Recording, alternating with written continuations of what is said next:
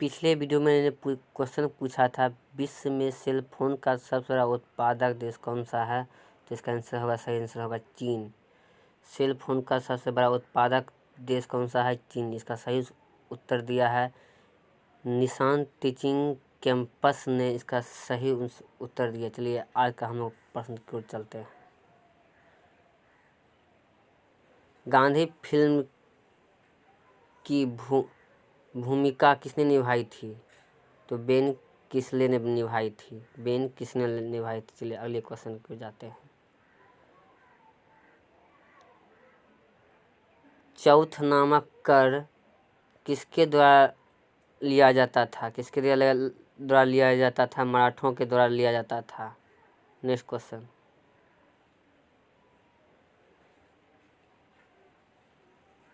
Flying Sikh के नाम से किसे जाना जाता था? किसे जाना जाता था? मिल्खा सिंह के नाम से जाना जाता था। इसका आंसर हो जाएगा ए। चलिए नेक्स्ट क्वेश्चन। भारतीय रक्षा अकादमी स्थित है, कहाँ स्थित है? भारतीय रक्षा अकादमी स्थित है देहरादून में। कहाँ? देहरादून में। चलिए नेक्स्ट क्वेश्चन। कालीबंगा में उत्खनन प्रथम चरण कब आरंभ हुआ था? कालीबंगा में उत्खनन प्रथम चरण कब आरंभ हुआ था? कब आरंभ हुआ था? 1961 में। इसका सही आंसर हो जाएगा सी। Next question.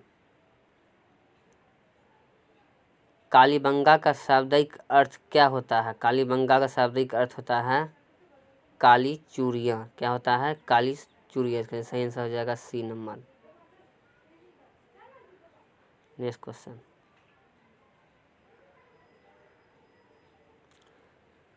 राजस्थान का टाटा नगर किसे कहा जाता है? राजस्थान का टाटा नगर किसे कहा जाता है? किसे कहा जाता है? टोक्यो। किसे कहा जाता है? टोक्यो। इसका आंसर हो जाएगा डी। सही आंसर डी। Next question. फुहारा किस सिद्धांत पर काम करता है? फुहारा किस सिद्धांत पर काम करता है? बर्नौली सिद्धांत पर। बर्नौली सिद्धांत पर कार्य करता है।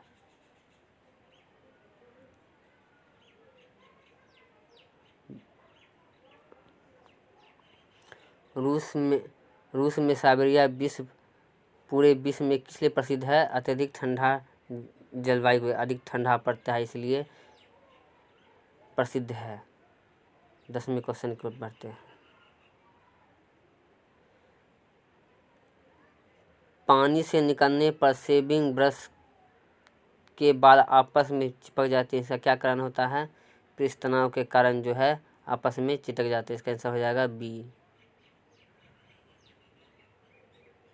Last question. रॉकेट की गति कौन सी संरक्षण सिद्धांत पर कार्य करती है? रॉकेट की गति जो होती है किस सिद्धांत पर कार्य करता है?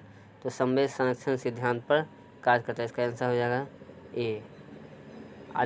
आज का हमारा सवाल है, डायनामाइट के आविष्कार किसने किए थे?